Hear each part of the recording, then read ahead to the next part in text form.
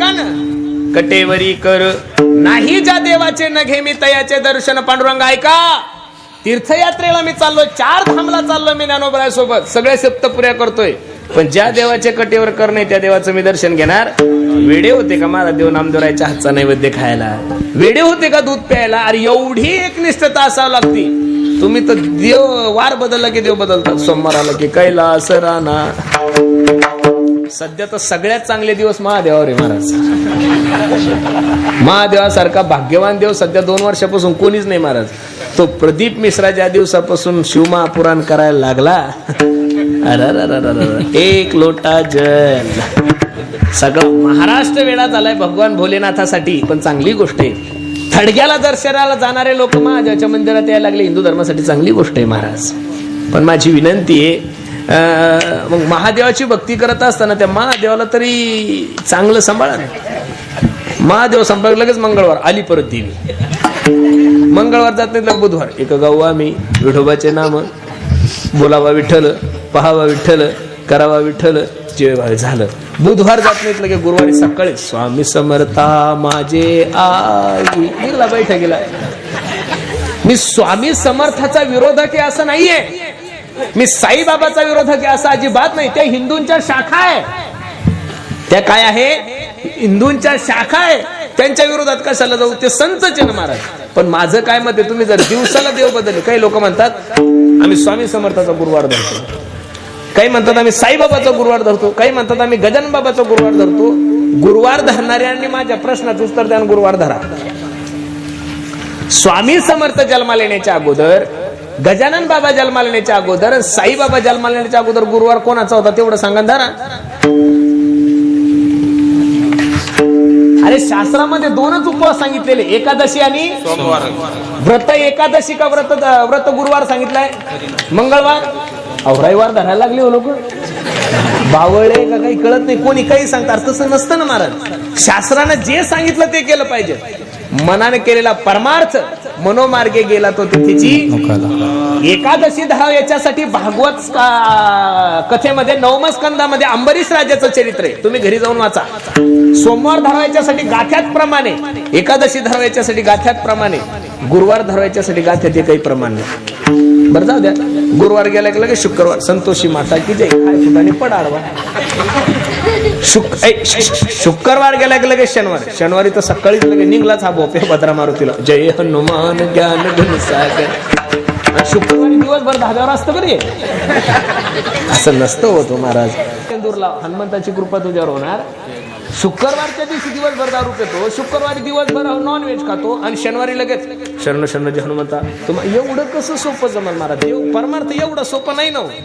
तुकडोजी महाराज म्हणतात ना, हा म्हणे नाही भाव म्हणे देवा मला पाव, देव अशाने पावायचा नाही रे, देव बाजारचा भाजी. एवढं सोपं नाही हो महाराज, परमार्थ एवढा सोपा नाहीये.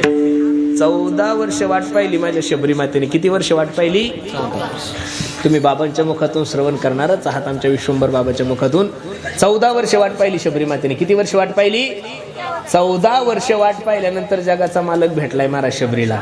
आपल्याला तर असं वाटतं एकदा पैठणला गेलं म्हणजे लगेच आपले नाथ बाबा आपल्या घरी आले पाहिजे. एवढं सोपं नाही हो. परमार्थात काहीतरी कालावधी घालावा लागेल ना.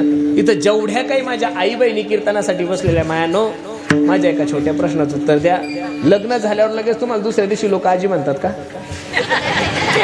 नाही ना, कुठंच नाही म्हणत. लग्न झाल्यानंतर तुम्हाला पहिलं 2-3 वर्षांनी एक सोन्यासारखं लेकरू व्हावं लागलं. ते लेकरू थोडं मोठं व्हावं लागेल. ते 22-25 वर्षात झाल्यानंतर त्याचं लग्न व्हावं लागेल. त्याचं लग्न झाल्यानंतर 2-4 वर्षानंतर त्याला मुलगा मुलगी झाली की तुम्ही वयाच्या 50व्या वर्षी काय होता माया हो? आजी. कितव्या वर्षी? वयाच्या 50व्या वर्षी तुम्ही आजी होतात. संसारात जर आजी होण्यासाठी 50 वर्ष लागत असेल तर देव का तुमच्या माझ्या बापाच्या घरचा सालदार थोडा एका वारीत लगेच काहीतरी कालावधी. अरे IAS होणारे, हे MPSC UPSC चे पेपर देणारे पोरं ना, त्यांच्याशी संवाद साधा. 16-16 तास अभ्यास करतात मराठी. किती? 16-16 तास. अरे पोलीस जर व्हायचं असेल तर तुम्ही छातीत आले पाहिजेत, उंचीत आले पाहिजेत, रनिंग मध्ये आले पाहिजेत, उंच उडीमध्ये आले पाहिजेत, लांब उडीमध्ये आले पाहिजेत. अरे 50,000ची नोकरी सरकार देतं, 150 प्रतिबंध घालून देतं गड्यांनो. देवाची कृपा करून घेण्यासाठी काहीतरी जीवनामध्ये वेळ कालावधी लागेल का नाही? लोकांचं असं झालं, अहो ज्याला बायकोनं टाकून दिलं तो बी महाराज व्हायला लागला.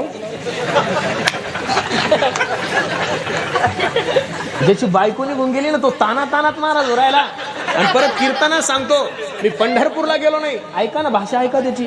मी पंढरपूरला गेलो नाही, मी षष्टीला गेलो नाही, मी जोग महाराज संस्थेत बसलो नाही, मी आळंदीला गेलो नाही, मी घरच्या घरी बाबा झालो. हे घरच्या घरी जे बाबा झाले ना महाराज, यांचा त्रास संप्रदायाला जास्त आहे. खरं सांगतोय तुम्हाला. दररोज एक क्लिप येते हो महाराज, ती पाय बर लोक आम्हाला पाठ काय चाललं महाराज, आता आम्ही का मालक आहे काय? बरोबर आहे का नाही? कठीण तळा झाला. जो ज्ञानोबराय तुकोबरायच्या तिथं राहिला, जो गुरुच्या सानिध्यात काहीतरी दिवस राहिला, ठीक चुकल त्याच्याकडून काही, पण 100% नाही चुकणार महाराज. तो व्यक्ती म्हणून चुकू शकतो त्याच्याकडे, पण जो काही परंपरेने गेलेला आहे ना महाराज, तो चुकूच शकत नाहीये. ज्यानं कधी पंढरपूरची वारी केली नाही, लोक तिकडे वारीला जातात आणि हे इकडे दशक्रियाविधी करत फिरतो. पण नुसतं फिरत नाही, स्टेटस ठेवतं माझं प्रवचन आहे म्हणून. असं नाही झालं पाहिजे. आमचे वक्ते बाबा वारले, बुलढाणा जिल्ह्यातच त्यांचा जन्म झालेला होता. बुलढाणा जिल्ह्यात खूप चांगले चांगले लोक होऊन गेलेले. पाचपरवा सुद्धा बुलढाणा जिल्ह्यातले जे हरिभाऊ महाराज पाटील जे वेदांत सांगायचे ते सुद्धा बुलढाणा जिल्ह्यातलेच आहे. आणि वेदांतामधला अभ्यासामधला भीष्माचार्य म्हणून ज्यांच्याकडे पाहतो ते वक्ते बाबा सुद्धा विदर्भातले. ते वक्ते बाबा सांगायचे, आषाढी कार्तिकी सोडून जो गावाकडे कीर्तन करतो तो कीर्तनकार नाही, तो बैल आहे म्हणायचे. काय म्हणायचे? त्यांचा अधिकार होता, ते खूप सुंदर बोलायचे. लक्ष देऊन ऐका. म्हणून शुक्रवार गेला की शनिवार, शनिवार गेला की रविवार, लगेच सकाळी सकाळी अहम वाघ्या सोहवाघ्या प्रेम नगरावारी हे सावध होनी भजनी लागा देव करा कैवारी.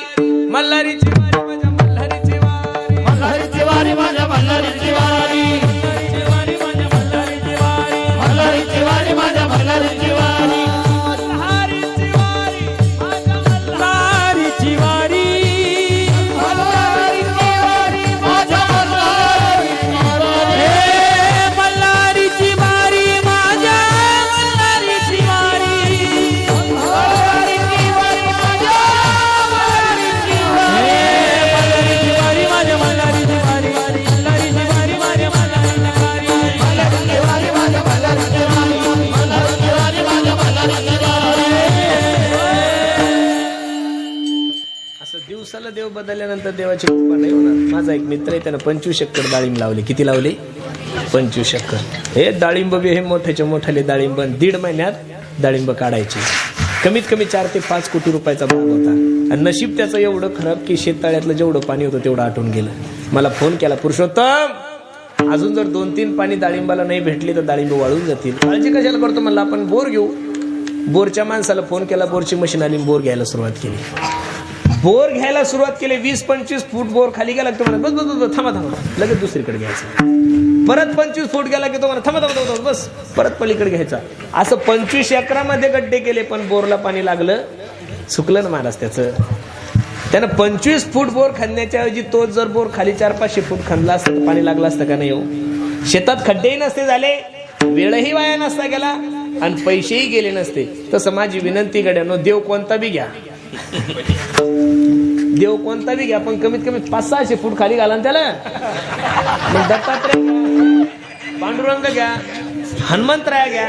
हनुमंतरायाची भक्त आहे ना तुम्ही, निश्चित हनुमंतरायाची भक्ती करा. पण हनुमंतरायाची भक्ती एवढी करा गड्यांनो की दत्तात्रयाच्या दर्शनाला गेल्यानंतर दत्तात्रयाच्या मूर्तीमध्ये सुद्धा तुम्हाला हनुमंतराय दिसले पाहिजेत. हनुमंतरायाची भक्ती एवढी करा की भोलेनाथाच्या पिंडीमध्ये सुद्धा तुम्हाला हनुमंतराय दिसले पाहिजेत. पांडुरंगाच्या मंदिरात जरी गेले तरी पांडुरंगाच्या रूपात तुम्हाला हनुमंतराय दिसले पाहिजेत. असं दिवसाला देव बदलल्यानंतर नाही होणार गड्यांनो. संतांचं तेच झालेलं आहे महाराज. कोण कोणाला कशाला संत म्हणतील. अहो बरेचसे संत तुकोबरायचा फोटो नाही, पांडुरंगाचा फोटो नाही, प्रत्येक शिष्याला म्हणतात घरात माझाच फोटो लाव, म्हणजे शिष्यही नरकात आणि गुरु तर नरकातच. आपल्या घरात सुद्धा जिवंत माणसाचा फोटो नाही लावायचा कोणीच. आपल्या घरात फोटो फक्त ज्ञानोबराय तुकोबरायचाच असला पाहिजेत ना. आपल्या घरात फोटो नाथबाबाचा लावा ना तुम्ही, पांडुरंगाचा लावा. कोणाचे फोटो अरे कधी कळणार आहे महाराज आपल्याला, नाही कळत महाराज. अरे अवघड झालंय, इतकं कठीण झालंय महाराज. त्याच्यावर भाष्य जरी केलं तरी, म्हणून तर मुक्ताईने सांगितलंय संत तोची जाना जगी. प्रमुख 2 लक्षणं सांगितले, दया आणि क्षमा. ज्याच्या अंतकरणामध्ये दया आहे, ज्याच्या अंतकरणामध्ये क्षमा आहे त्याला साधू म्हणा. थोडी दया आहे ज्ञानोबरायच्या अंतकरणामध्ये. अरे विसोबा खेचराने छातीत लात मारली ज्ञानोबरायच्या. जे ज्ञानोबराय स्वतःच्या पाठीवर मांडे बाजू शकतात, जे ज्ञानोबराय मेलेल्या माणसाला जिवंत करू शकतात, जे ज्ञानोबराय निर्जीव भिंत चालू शकतात, रेड्याच्या मुखातून वेद बोलू शकतात, स्त्रीचा पुरुष करू शकतात, त्या ज्ञानोबराय नुसतं विसोबा खेचराकडे बघितलं असतं तर विसोबा खेचर नावाची व्यक्ती जवळ भस्म झाली असती. पण विसोबा खेचराला असा आशीर्वाद दिला की तेच विसोबा खेचर पुढे चालून माझ्या नामदेवरायचे काय झाले. म्हणून दया क्षमा. दया करणे जे पुत्रासी,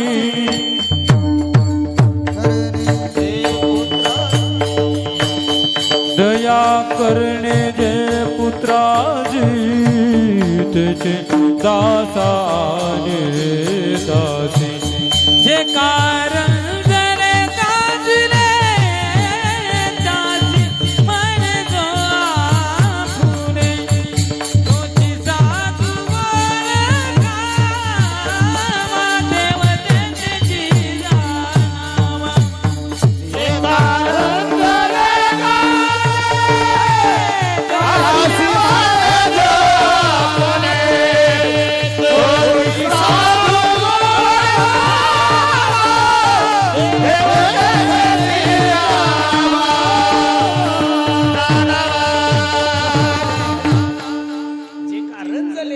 त्यासी म्हणे जो आपुले. दया आणि क्षमा हे 2 साधूचे भाव आहे. संत हृदय नव नीत समाना. साधूचं हृदय हे नवनीताही पेक्षा मृदु सबाय नवनीता, तैसे सज्जनाचे चित्त, तैसे सज्जनाचे चित्त. मृदु सबाय नवनीता, सज्जनाचे चित्त, सज्जनाचे.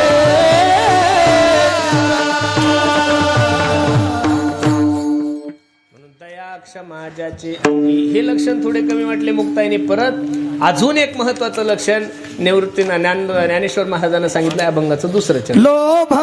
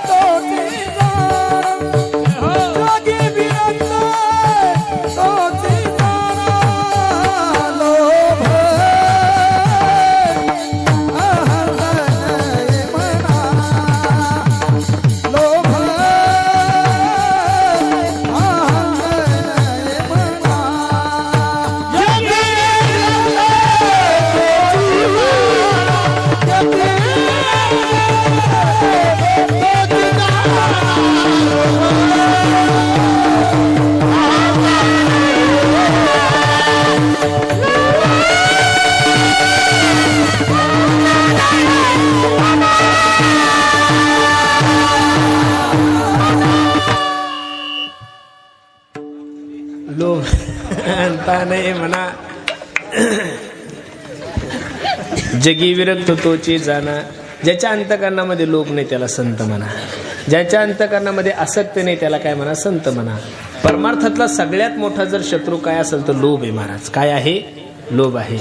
आता लोभावर काय बोलायचं आपल्यासारख्याने? आपला अधिकारच नाही लोभाविषयी बोलण्याचा. बरोबर आहे का नाही? बोलणारे बोलतात. बरोबर आहे का नाही? ज्यांनी 18 वर्षे इथं काल्याची सेवा केली त्यांच्यासारख्या लोकांनी बोलायचं. कोणी केली? राऊत बाबांनीच केली ना. बरोबर आहे का नाही? ज्यांचं जीवन परमार्थासाठी समर्पित आहे त्या लोकांनी बोललं तर ऍडजस्ट होईल. ज्याला धोतर घालता येत नाही तो सुद्धा बोलतोय, त्याचं वाईट वाटतं. माझं दुखणं काय आहे माहितीये का? संप्रदायातल्या लोकांना सांगावं, पण कोणी अधिकारी माणसाने सांगितलं तर ठीक आहे ना महाराज. जो माणूस एक कीर्तन देण्यासाठी 1 कोटी नामस्मरण समाजाकडून करून घेतोय, अशा माणसाने एखाद्या कीर्तनकाराला पैसे घेणाऱ्या विषय बोललं तर ठीक आहे. ज्याला धोतर घालायचं आम्ही शिकवलं, तो सुद्धा डायरेक्ट कंबर बांधलं की डायरेक्ट उपदेश परच अभंग घेतो. अरे मागणी पर घे, विनंती पर घे, तुझं बजेट पाहून बोललं जाईल महाराज. संप्रदाय ज्याची सेवा आहे त्यानंच बोललं पाहिजे. उठ सुटकोनी बोलायचं. संप्रदायाचे मालक फक्त ज्ञानोबराय तुकोबरायचे, दुसरं कोणी या संप्रदायाचं मालक नाहीये. संप्रदायाचं मालक हा मोठ्या लोकांनी सांगितलं ठीक आहे. आज संप्रदायामध्ये कोणी बी तुम्ही बघा ना महाराज, इतक्या सुंदर सुंदर कमेंट करतात. असं वाटतं कोणी कोणाविषयी उठायचं आणि कोणी कोणाविषयी बोलायचं. व्यक्ती स्वतंत्र असल्यामुळं कोण काय बोलल आणि कोणाविषयी बोलल. अरे रिचार्ज जरी तुमच्या बापान टाकला असेल तरी पण कमेंट करताना थोडा विचार करून केला पाहिजे महाराज. अजिबात लोकांची सहानुभूती, प्रेम या गोष्टी राहिलेल्या नाहीये. परमार्थाला सगळ्यात घातक जर काय असेल तर लोक, मी या मताचा महाराज आहे, ज्याला खिशे नाही त्याला महाराज म्हणा. ज्याला खिशे नाही त्याला महाराज म्हणा. महाराज सोने रुपये आम्हा मृत्तिके समान, माणिक पाषाण खडे जैसे, हे कीर्तनकारासाठी प्रमाण नाहीये, फक्त तुकोबरायसाठी आहे. तुम्ही लावून नका घेऊ तुमच्यावर. जाई हो तू माते न करी सायास, आम्ही विष्णुदास तैसे नो, हे तुकोबरायसाठी आहे. आपल्यासाठी धोत्रावाल्यासाठी नाहीच ना ते प्रमाण. छत्रपती शिवाजी महाराजाचा नजराणा परत करण्याचं सामर्थ्य फक्त या विश्वाच्या पाठीवर तुकोबरायकडे, दुसऱ्या महाराजाकडे नाही कोणाकडे. आम्ही तेने सुखी म्हणा विठ्ठल विठ्ठल मुखी हे म्हणण्याची ताकद फक्त तुकोबरायकडे. आपल्यासारख्या लोकांनी काय बोलावं या विषयावर. म्हणून खरं सांगू का, परमार्थासाठी सगळ्यात घातक जर काय असेल तर लोभ असेल. मला हसू या विरोधात कोणी बोलत नाही. आणि कीर्तनकाराने गायकानं 2000 जरी मागितले तो लोक किती कंथतो. नकारे कणू मुळव्यात होईल तुम्हाला. का कंताय? आपल्या माणसाच्या विषयी थोडीफार तो पॉझिटिव्ह ठेवत चला, सहानुभूती ठेवत चला ना. थोडी थोडी ठेवा, जास्त नका ठेवू, थोडी ठेवत चला ना महाराज. 2 तासाच्या कीर्तनासाठी कीर्तनकाराला 10-10, 15-15 तास प्रवास करत जावं लागतो. ही गोष्ट पाहिली पाहिजेत महाराज. ठीक आहे काही गोष्टी, पण मी तरी या मताचा महाराज आहे. तुम्ही कीर्तनकार किती पैसे घेतो हे पाहण्यापेक्षा तो कीर्तनकार त्या पैशाचं करतो का हेही पाहिलं पाहिजेत महाराज. तो गोशाळा सांभाळतोय का, तो अनाथ मुलं सांभाळतोय का, काहीतरी त्याचं कार्य पाहिलं पाहिजेत ना. उठसूट कोणी उठायचं आणि त्याच्यावरच बोलायचं. बरं बोलणारे कीर्तन घेणाऱ्याचं काही तक्रार नाही, देणाऱ्याला काही तक्रार नाही, अन्मादात करून काही फायदाच नाही महाराज. किती बी कणलेन किती बी बोलले तरी आता कालाय तस्मै नमः, काळानुसार त्या गोष्टी. काही लोक तर लगेच डायरेक्टच तुकोबरायकडं, तुकाराम महाराज का पैसे घेत होते का? तू तुकाराम महाराजाचा आजोबा आहे का? तुकाराम महाराजाचा काळ कोणता आहे? 350 वर्षापूर्वीचा काळ आहे ना महाराज तो. आता ह्या काळात कशा काही गोष्टी. त्याचं कार्य पहा, तो काय करतो हे बघा. तो जर कीर्तनाचे पैसे घेऊन व्याजानं वाटत असेल तर मग तो नरकातच जाणार आहे ना महाराज. पण तो कीर्तनाचे पैसे घेऊन जर गोशाळेची सेवा करत असेल, धर्माची सेवा करत असेल तर देव सुद्धा त्याला पाप लावू शकत नाही. मी नारदाच्या गादीवर सांगतो, विठ्ठल विठ्ठल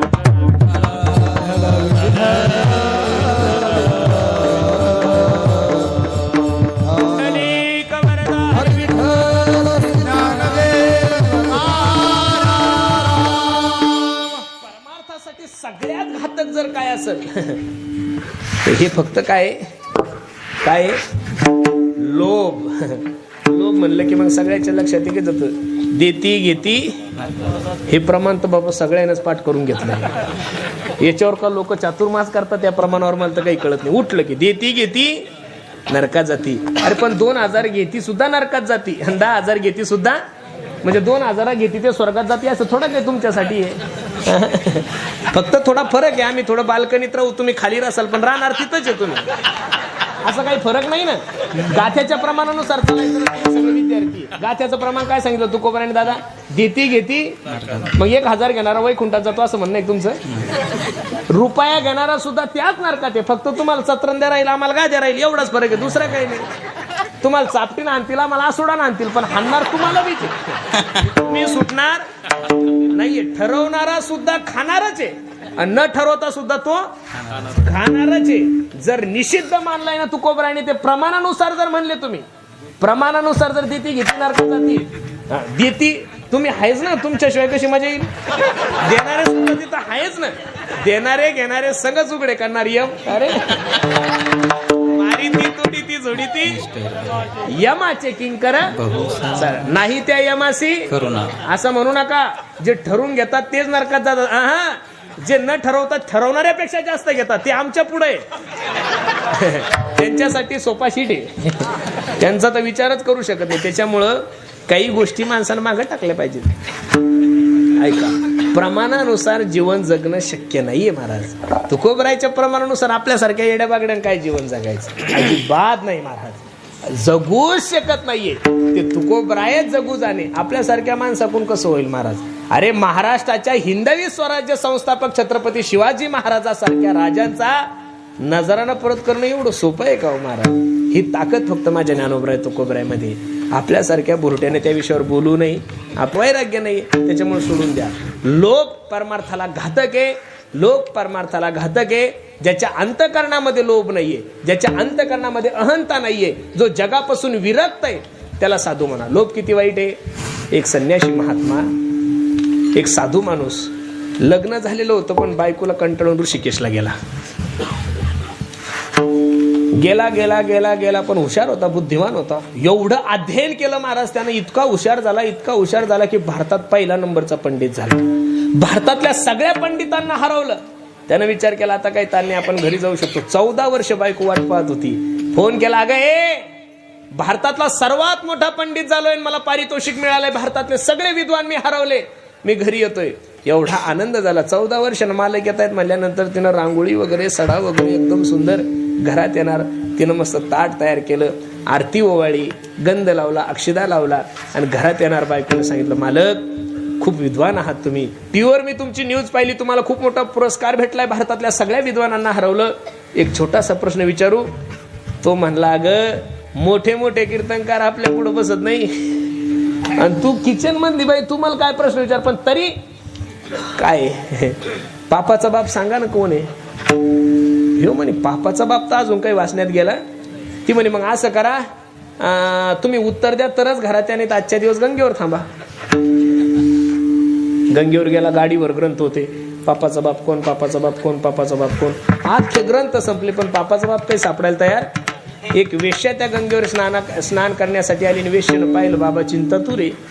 काय झालं? तिनं संस्कृत मध्ये याला प्रश्न विचारला, कथम रोदिशी प्रथमम काते चिंता बलियसी वदत्वम सत्वरमय्यम स्वस्य दुःखस्य कारणम, का चिंता तू आहेस तू? हा म्हणे, तू शरीर विक्री करणारी वेश्या, तू तुझं काम कर, मला ताण देऊ नको. बाबा सांगा तरी सही. अहो सांगून तर बघा, तुमच्या मदतीला येऊ शकते मी. अगं शरीर विक्री करणारी वेश्या, तू, तुला माहित आहे का मी कोण आहे? या परिसरातला 1 नंबरचा कीर्तनकार, हे फक्त त्यालाच माहित असतं. मी लय विद्वान आहे हे कोणाला माहित असतं? त्याला आणि त्याच्या बायकोला. समाज काही त्याला ऍक्सेप्ट करत, म्हणून प्रॉब्लेम वाढतात. पुढे या. अगं महाराष्ट्रातला नव्हे, भारतातला सगळ्यात विद्वान आहे. अहो पण बाबा सांगून तर बघा. काही नाही ग, सगळ्या विद्वानावर विजय मिळवला. घरी गेल्यानंतर बायकोने सहज विचारलं, पापाचा बाप कोण सांगा, तरच घरात घ्या, नाही तर घरात येणार नाही. इतकं सोपं उत्तर मी देते तुमच्या प्रश्नाचं उत्तर. याच्या जीवात जीवाला बचाला, संध्याकाळचं जेवण का होईना घरी.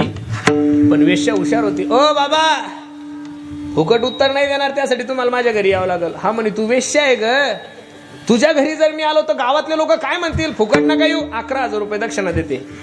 हा म्हणे, उत्तरही भेटतं ना, 11,000 रुपये दक्षिणा. चला ना. गेला तिच्या दारात, आवाज दिला, ए वेश्या, प्रश्नाचं उत्तर देणार होतीस? बाबा माझ्या घरात या 21,000 रुपयाचं पाकिट देते. तो म्हणला, तुझ्या घरात जर आलं तर लोक काय म्हणतील? अगं मी खूप चांगला पंडित आहे, कीर्तनकार आहे, प्रसिद्ध आहे, विद्वान आहे. बाबा मनात पाप नका आणू, घरात या 21,000 रुपये देते, प्रश्नाचं उत्तर देते. हा म्हणे येणार नाही. ते म्हणे, मग मी प्रश्नाचं उत्तर देणार नाही, जा. हा म्हणे, जाऊ नाही जमणार नाही, कारण पहिले 11 जातील. आत गेला. वेश्यानं सांगितलं, 51,000 रुपये देते, फक्त माझ्या हाताने घास खा. आणि 51,000 रुपये देते, प्रश्नाचं उत्तर देते, काही हरकत नाही. एका वाटीत खाऊ आणला, तोंडात आ केलं आणि हात घालणार तोंडात, तिनं 2 थोबडे माग करते माहिती. खाली पडला. बाबा मिळालं तुमच्या प्रश्नाचं उत्तर? माझ्यासारख्या विद्वानाच्या तोंडात मारली. अहो बाबा, पापाचा बाप लोभ आहे हो. 11,000 रुपयासाठी तुम्ही माझ्यासारख्या वेश्येच्या दारात आलात, 21,000 रुपयासाठी तुम्ही माझ्यासारख्या वेश्येच्या घरात आलात, आणि 50,000 रुपयासाठी तुम्ही माझ्यासारख्या वेश्येच्या हाताने खायला तयार झालात. बाबा पापाचा बाप लोभ आहे. आणि हा लोभ ज्याच्या अंतकरणामध्ये नाही त्याला साधू म्हणा. विठोबा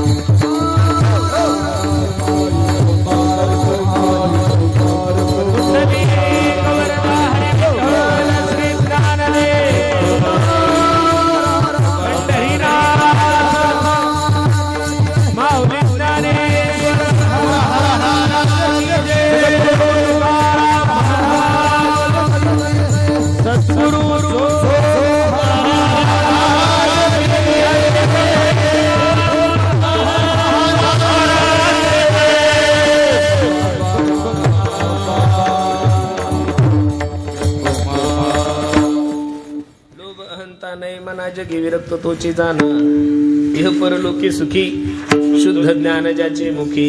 5 वर्षाच्या मुक्ताईने ज्ञानेश्वर महाराजांना सांगा मिथ्या कल्पना मागे सारा ताटी उघडा ज्ञानेश्वरा.